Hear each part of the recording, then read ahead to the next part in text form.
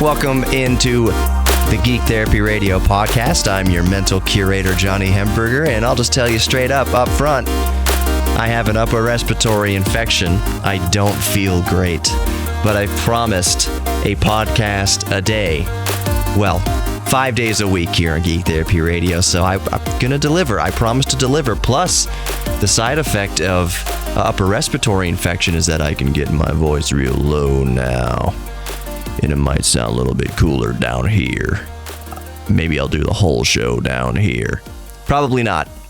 I promise I will edit out any hacking and coughing if and when they occur. I've been hacking and coughing all day, and it's the bad stuff.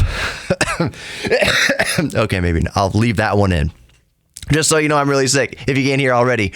Anyways, I just wanted to first bring up the news. I want to get to a couple of listener emails. I very much appreciate when listeners email me.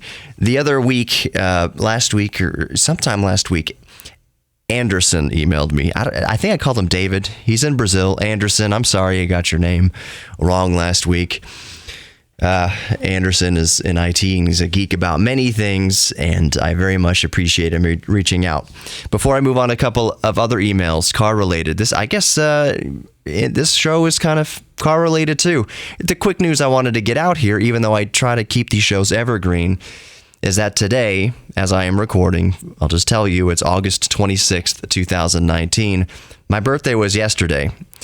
I received the listener emails yesterday, so it was kind of a nice birthday present. So that's why I want to get into the emails in a moment.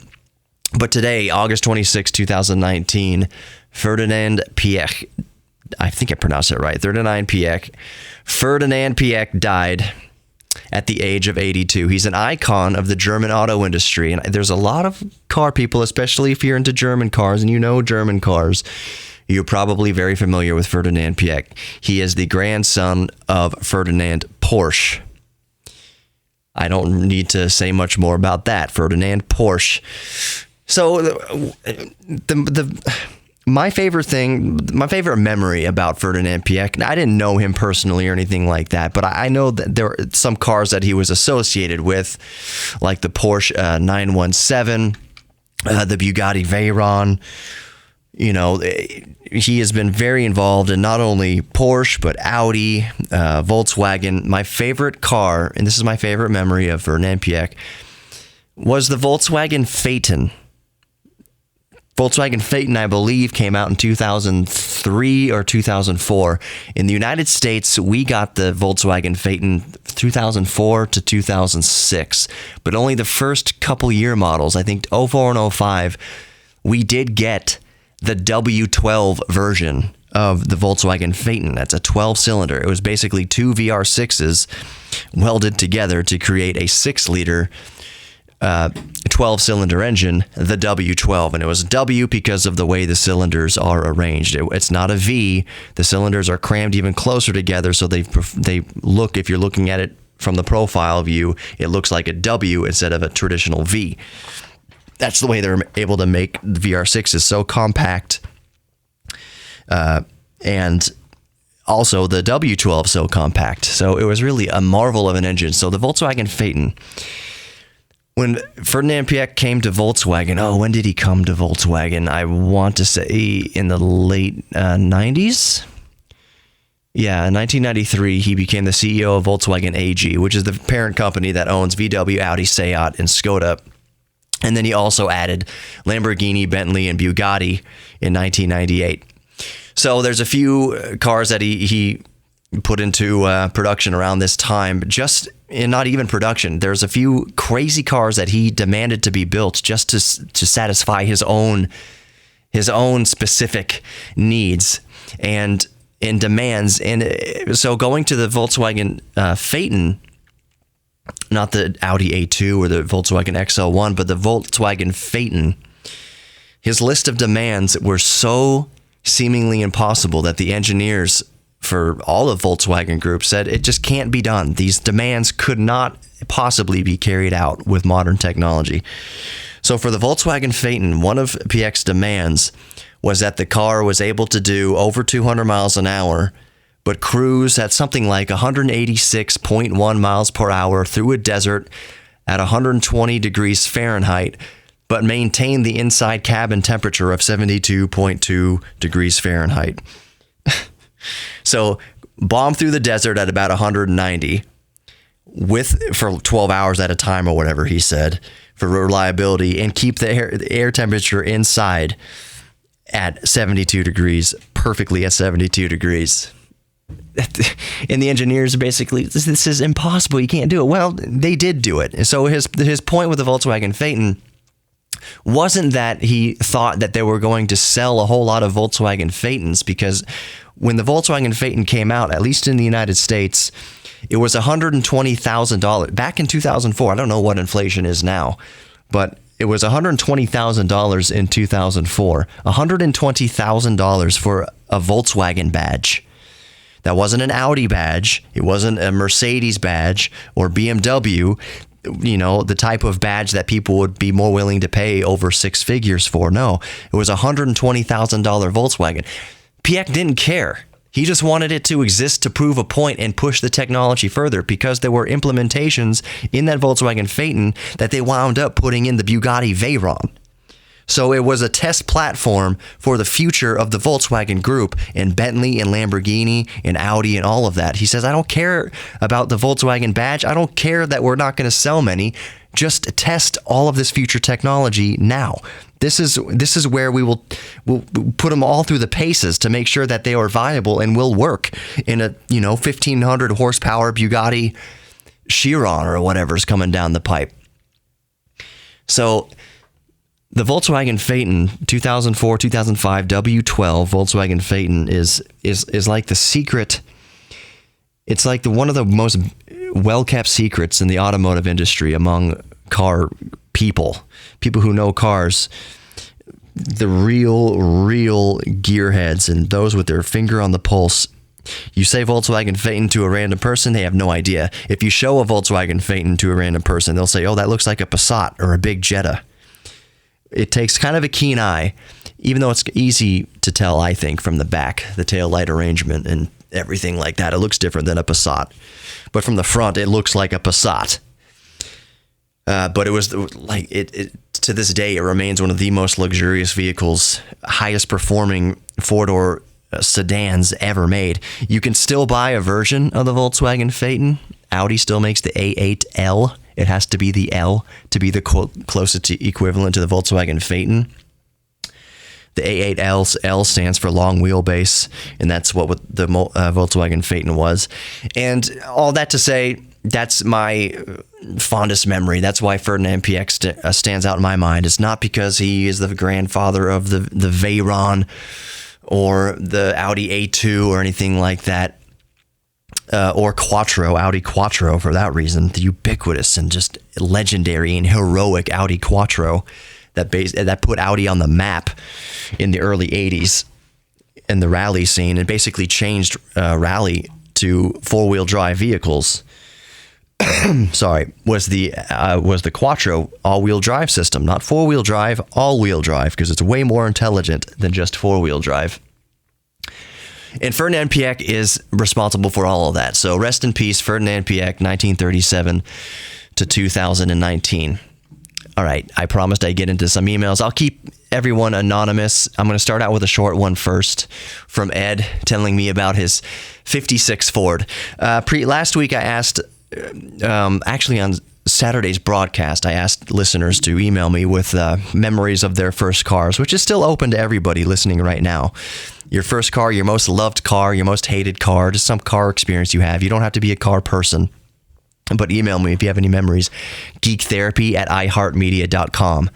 geektherapy@iheartmedia.com. So Ed writes in and he says his first car was a 56 Ford that he bought for $50 in the mid-1960s.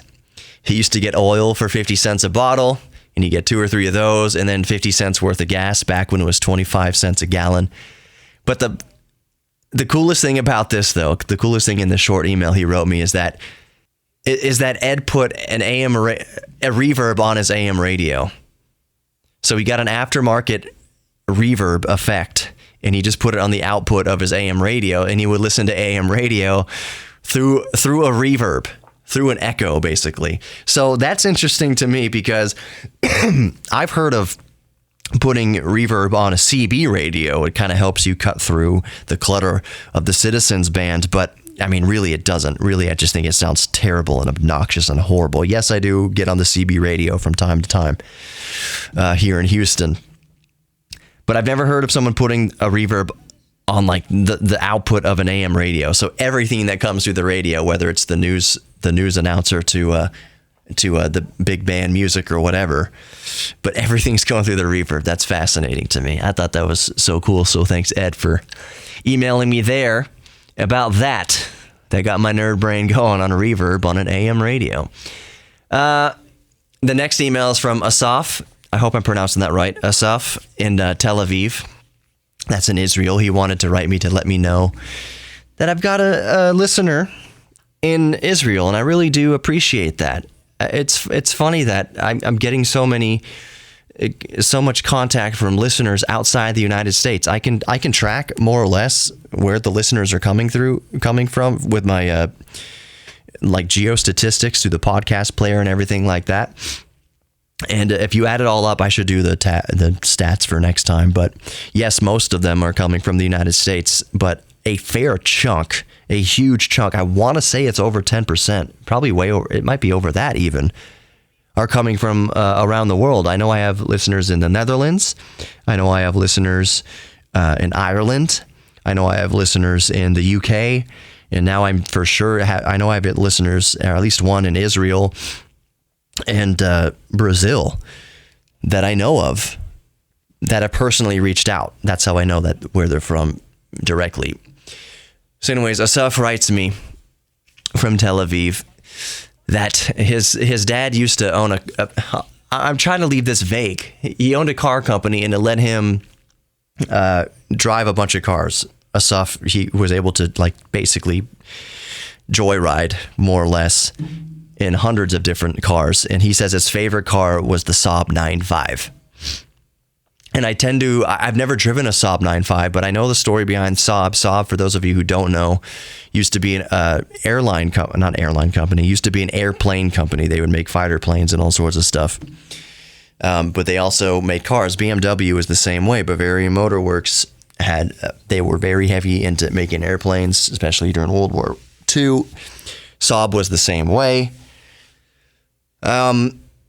So his favorite car was a Saab 9.5. I always appreciated Saabs. They're very quirky looking. And I know that the inside of a Saab was meant to, in their marketing and everything like that, their ad campaign was that it was basically, since they were an airplane company making fighter jets, that their cars were modeled after fighter jets, especially the cockpit of the car was modeled after fighter jets. So all the displays, everything around you is angled at you as the pilot, so to speak. And the one that Asaf drove was the 2.3 liter turbocharged version. He did some shenanigans in it that I won't get into, but it's pretty neat. I mean, even the best of us have engaged in these shenanigans. Let's just say he was lucky he didn't get pulled over, and he survived his shenanigans. He says that traffic in Tel Aviv might not be as bad as it is in Houston. You know what? I might say, I've never been to Tel Aviv. I've never been to Israel, but I've been to other parts of the world where I think that Houston traffic is bad.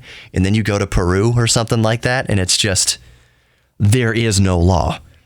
It does not appear that there is any rhyme or reason to what anyone's doing. I get aggravated when people don't use blinkers and turn signals here to signal lane changes. When I go to South America or I go to Europe, I just don't care. I mean, nobody, holy crap, driving around Italy, driving around Rome, that is absolute insanity. If you see a blinker, someone turned it on by accident. I mean, it's all chaos. So it's funny that I can be so nitpicky about turn signals and blinkers here in Houston because I just think like we've got laws here, we've got lanes, they exist. Use your blinker. But then when I go around the world, I don't care. It's just like there's so much nonsense happening on the road that it's just too much to even pay attention to. So I don't get bothered by people not signaling lane changes in other countries. So Ed and Asaf, thank you for emailing me. Anderson, thank you for emailing me last week. Keep it up. Tell your friends to listen to Geek Therapy Radio if you like it, if you think they'll like it. Oh, Asaf says that he's going through, I remember what I wanted to get to. He said he's going through the process of digitizing his family's history. So digitizing things like old VHS tapes and photographs and things like that. And that's really cool. I mean, that's Asaf, that's a bond that you and I have there, because my dad did the same thing, and you said it's tedious to go through all of it. Yes, it is tedious. My dad, so thank God every day that my dad went through that process to digitize my family's history, reel-to-reels and VHS tapes and beta tapes, so that I have them all on DVD now. And I myself went through and bought a 2 terabyte external USB hard drive, and then I dumped all the DVD data from the archives onto that drive. And I put it in several different locations so that now I have a permanent backup, digitized backup, not just with DVDs, but also I've got it on various hard drives and whatnot. So that's really cool. It seems tedious now, and it might seem kind of thankless now, but your ancestors will thank you that you did it. You are preserving your family's history, and that's really neat. I was having a conversation recently on kind of the flip side of this with my 96-year-old grandmother. I was asking for the old reel-to-reels that she could find, and it's footage from, possibly the late 40s all through the 50s and 60s. And I guess she's just at that age where she doesn't think anyone will care. She doesn't think anyone will care about those old reel-to-reels. Oh, who's going to care about watching family lake visits, in the late 50s? No one's going to care about that. There's not even any audio on it. And it's like, Grandma, I'll save her name. Grandma, I care about that. There are so many people that care about that. It is the coolest thing in the world to look back, to where you came from, and you're a living family tree. That you come from a generation that did have reel-to-reels, so we can see back. My grandkids are gonna see footage of that from over 100 years ago, with all of their space tablets and their hovering fish tanks and whatever the heck they have, virtual reality. They're gonna be able to see great-great-great-grandma or whatever walking around in real life in the flesh. Basically, you're gonna live forever through these reel-to-reels, and you're gonna live forever through digitizing them. So Asaf, that's really cool that you're doing that. It's really cool. I really geek out about stuff like that. So I promise you, I'll keep bringing you five days a week, come upper respiratory infection or high water.